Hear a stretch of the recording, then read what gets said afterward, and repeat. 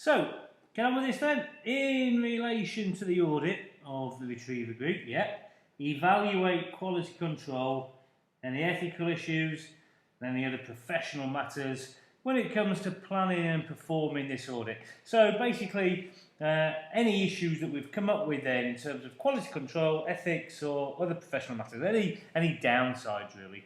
So, Kennel & Co. We're a firm of chartered certified accountants, and we're the external audit provider for the Retriever Group. They make mobile phones and laptop computers. The group obtained a stock exchange listing in July 12, okay, and we're doing the accounts for February 13. So they've just become listed. They've just become a public company. What effect does that have on quality control? So I think that's the first thing that I would raise. I would say that. So quality control is vital. Vital for all companies, but especially as recently listed. I'm not going to mention anything else at the moment because I don't know if anything else has gone right or gone wrong. I suspect gone wrong, but we shall see. So, you're the manager in the audit department of Kennel, responsible for conducting engagement quality control on our listed audit clients. You have discussed the group audit with some of the junior members of the team, one of whom made the following comments about how it was planned. Good, because that's what I'm looking for. Mentioned somewhere here in the planning as well as the performance. So, what does this audit junior have to say? He says the audit has been quite time pressured. Stop there. Should audits ever be time pressured? Not really. They shouldn't be planned to be anyway. So, you plan to allow enough time to get what? To get sufficient and appropriate evidence in order to allow us to give an opinion, okay? It should not be rushed. Because if it is rushed, what happens is the only part of risk that we can control is detection risk. And that will increase. Okay, if we rush the audit, it's less likely that we will detect errors. So detection risk will increase. So far so good. The audit manager told the juniors not to perform some of the planned audit procedures on things such as directors' emoluments, as they are considered to be low risk. Stop there. So, not performing planned procedures. So not following a plan. So not following the plan, for a start, is an issue.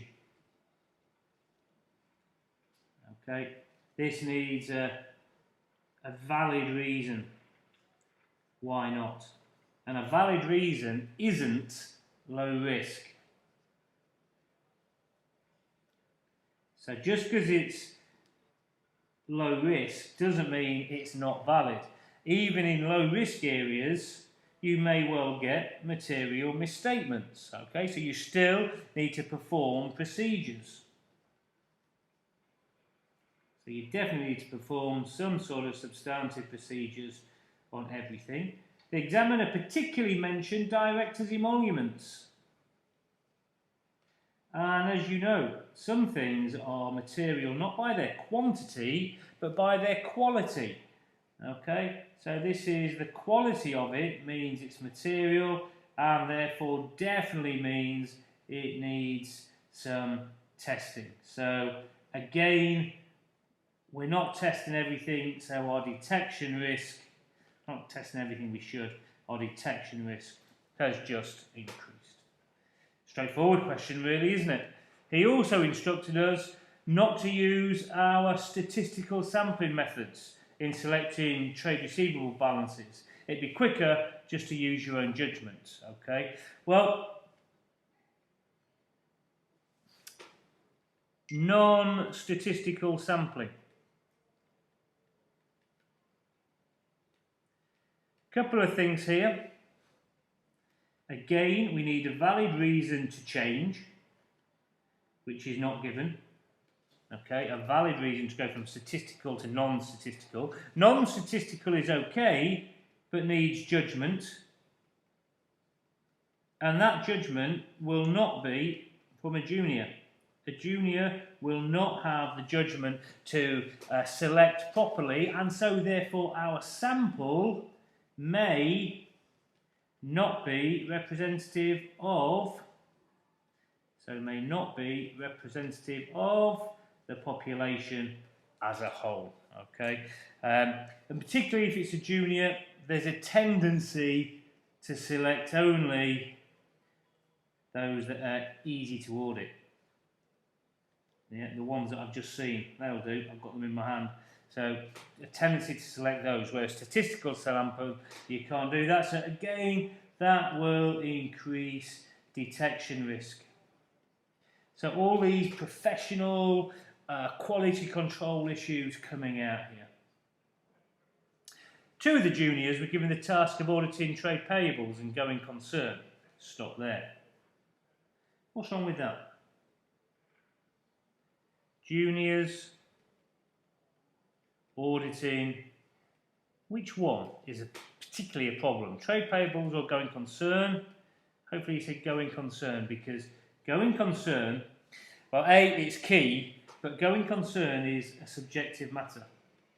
Going concern needs you to look at forecasts, analyse them, make judgments about them. Okay, and so you need to delegate this to people much more senior. Delegation is a key thing in quality control. What else? The audit manager asks us to review each other's work. Stop there. Juniors reviewing each other. Okay, totally unacceptable. You would miss mistakes, particularly those mistakes in judgment. You should be reviewed by somebody senior, somebody more experienced. Okay, fairly easy, isn't it? Fairly obvious once we start going. He didn't have time to review everything. Okay, mention that as well. We talked about time pressure. I was discussing the group's tax position with the finance controller. But were you now? So all of a sudden, why are we discussing? Why is a junior discussing the tax position? Again, inappropriate delegation, inappropriate work. When she said that she was struggling to calculate deferred tax. A problem as well. The financial controller can't do deferred tax. That has an effect on the audit, has an effect on the audit risk, because the financial controller is in charge of the financial statements and is not competent. So therefore, there will more likelihood of being material misstatements in the financial statements. So we have to look at our whole audit approach. The deferred tax asset has arisen because several of the group's subsidiaries have been loss-making this year, creating unutilised tax losses. So loss-making, that makes me worry more about going concern. So loss-making, this makes going concern absolutely key, and we've got juniors doing it. As I had just studied deferred tax at college, oh my word, you know what students are like. So yeah, not competent, only just studied, or maybe even studying. As I did the calculation. Oh no, sorry, that's the as I had just studied. Yeah, okay, that's the junior. As I had just studied, so that's in the wrong place. Only just studied is the junior. Then shouldn't be discussing the tax position. As I had just studied deferred tax at college, I did the calculation of the group's deferred tax position for her. I did the calculation. performing accounts work for a client. Okay. It's okay to advise, but not do. Especially for listed companies. Okay, if you do it, then all of a sudden you are reviewing your own work, aren't you? So again, that's a professional and ethical matter. The financial controller also asked for my advice as to how the tax losses could be utilised. I provided her with some tax planning recommendations. Okay, so again, it's all about this self-review.